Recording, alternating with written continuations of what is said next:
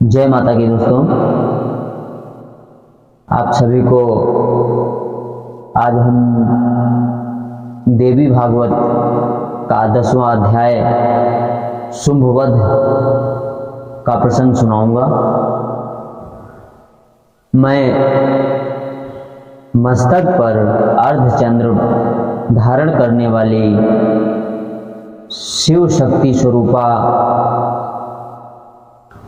भगवती कामेश्वरी का हृदय में चिंतन करता हूँ। वे तपाए हुए सुवर्ण के समान सुंदर हैं। सूर्य, चंद्रमा और अग्नि ये तीन उनके नेत्र हैं तथा वे अपनी मनोहर हाथों में धनुष, बाण, अंकुश, पाश और शूल धारण किए हुए हैं। ऋषि कहते हैं, राजन, अपने प्राणों के समान प्यारे भाई निशुंभ को मारा गया देख तथा सारी सेना का संहार होता जान शुंभ ने कुपित होकर कहा, दुष्ट दुर्गे, तू बल के अभिमान में आकर झूठ मूठ का घमंड ना दिखा। तू बड़ी माननीय बनी हुई है, किंतु दूसरी स्त्रियों के बल का सहारा लेकर लड़ती है।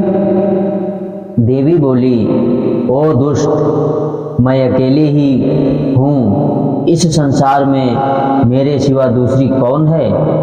देख, ये मेरी ही विभूतियाँ हैं, अतः मुझमें ही प्रवेश कर रही हैं। तदनंतर ब्रह्माणी आदि समस्त देवियाँ अंबिका देवी के शरीर में लीन हो गई। उस समय केवल अंबिका देवी ही रह गई। देवी बोली, मैं अपनी ऐश्वर्य शक्ति से अनेक रूपों में यहाँ उपस्थित हुई थी, उन सब रूपों को मैंने समेट लिया है। अब अकेली ही युद्ध में खड़ी हूँ, तुम भी स्थिर हो जाओ। ऋषि कहते हैं, तदनंतर देवी और शुंभ दोनों में सब देवताओं तथा दानवों के देखते देखते भयंकर युद्ध छिड़ गया। बाणों की वर्षा तथा तीखे शस्त्रों एवं दारुण अस्त्रों के प्रहार के कारण उन दोनों का युद्ध सब लोगों के लिए बड़ा भयानक प्रतीत हुआ।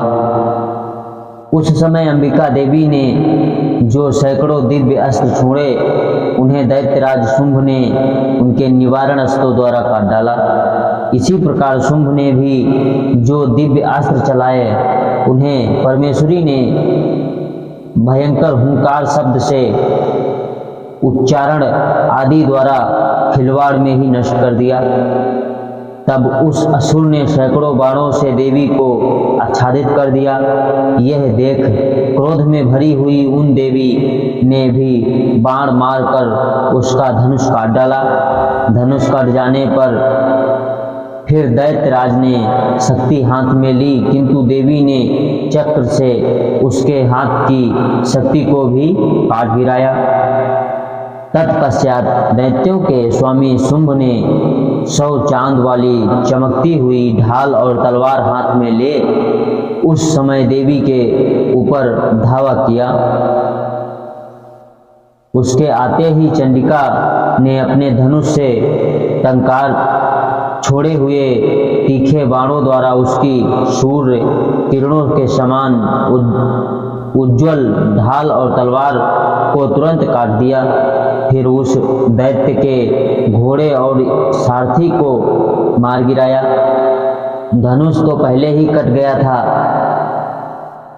अब उसने अंबिका को मारने के लिए उद्यत हो भयंकर मुग्धर हाथ में लिया।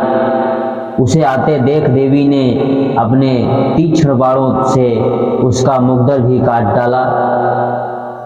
इस पर भी वह असुर मुक्का तानकर बड़े वेग से देवी की ओर झपटा। उस दैत्यराज ने देवी की छाती में मुक्का मारा। तब उन देवी ने भी उसकी छाती में एक चाटा जड़ दिया। देवी का थप्पड़ खाकर दैत्यराज शुंभ पृथ्वी पर गिर पड़ा, किंतु पुनः सहसा पूर्ववत उठकर खड़ा हो गया। फिर वह उछला और देवी की ऊपर ले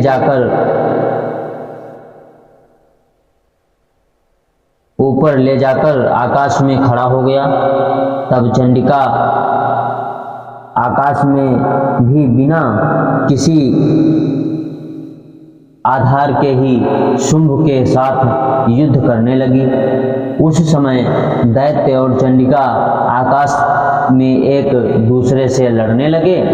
उनका वह युद्ध पहले सिद्ध और मुनियों को विस्मय में डालने वाला हुआ।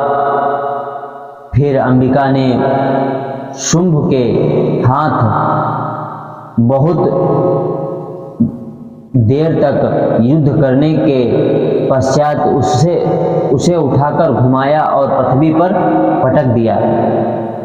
पटके जाने पर पृथ्वी पर आने के बाद वह दुरात्मा दैत्य पुनः चंडिका का वध करने के लिए उनकी ओर बड़े वेग से दौड़ा।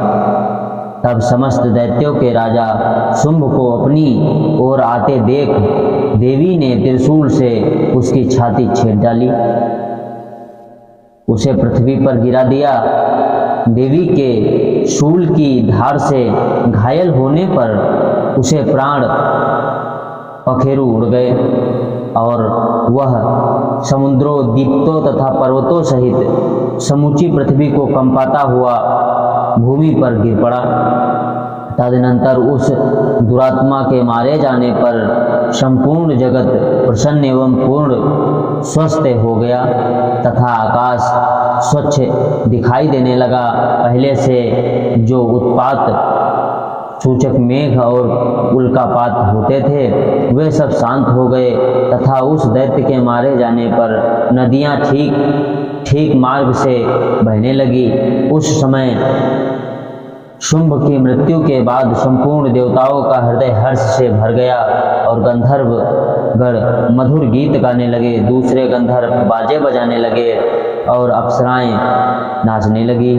पवित्र वायु बहने लगी, सूर्य की प्रभा उत्तम हो गई, अग्निशाला की बुझी हुई आग अपने आप प्रज्वलित हो उठी तथा संपूर्ण दिशाओं के भयंकर शब्द को शांत हो गए। इस समय इस प्रकार श्री मार्कंडेय पुराण में सर्वाणिक मनवंतर की कथा के अंतर्गत देवी महात्म्य में शुंभ वध नामक 10वां अध्याय पूरा हुआ। जय माता की।